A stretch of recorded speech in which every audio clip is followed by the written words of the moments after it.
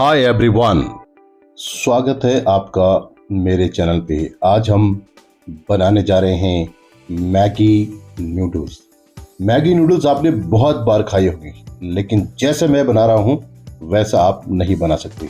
सबसे पहले हमने 50 ग्राम मक्खन लिया है, उसमें हमने प्याज डाल दिए हैं और ये बारीक कटे हुए बीन्स उसमें डाल देना है। इनको भी चला लीजिएगा। मटर इसमें डाल दीजिएगा, मिक्स कर लें। जब भी कोई चीज डालें तो उसको बराबर मिक्स करते रहिए। शिमला मिर्च बारीक कटी हुई हमने डाल ली है। बच्चों की पहली पसंद है मैगी, इस तरीके से बनाएंगे बढ़िया रहेगा। हरी मिर्च जरूर डालें, बच्चों के टिफिन में भर भर कर डालिएगा। जब वो स्कूल से वापस आएंगे देखना खाली टिफिन होगा।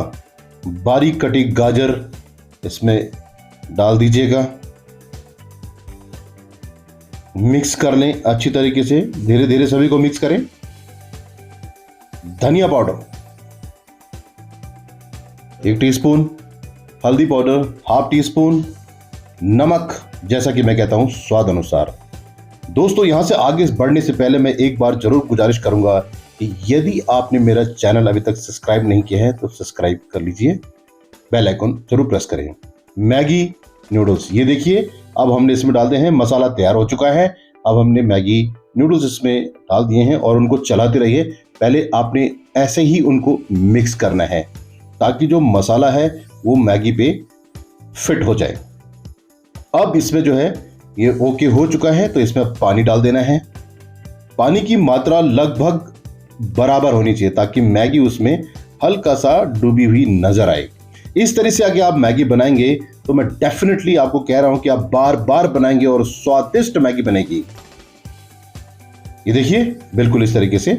और ये अब फाइनली इसमें मैगी मसाला पाउडर जरूर डालना है आपने, ये भी स्वाद को 4 चांद लगा देता है। आप कहां से देख रहे हैं ये जरूर आपने कमेंट्स में लिखना है।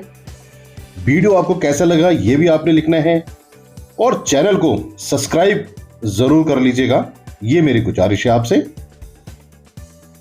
फाइनली पनीर हमने छोटे छोटे क्यूब्स में पनीर काट लिया था, इसमें हम करीब डाल देंगे और करीब करीब 2-1 मिनट इसको थोड़ा हल्का सा आंच में ढक देंगे। और ये देखिए पूरी तरीके से जो है मैगी कंप्लीट हो चुकी है। और ये हरा धनिया, जैसे कि मैं कहता हूं दुनिया की सबसे खूबसूरत, ये नहीं खाया तो कुछ नहीं खाया।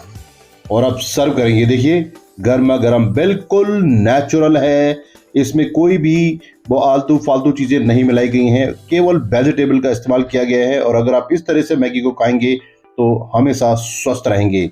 डायरेक्ट मैगी की बजाय आप वेजिटेबल मैगी पसंद करेंगे। देखिए स्वादिष्ट, बहुत ही खूबसूरत। तो एक बार जरूर कहूंगा आप लोगों से, देखने के लिए बहुत बहुत धन्यवाद।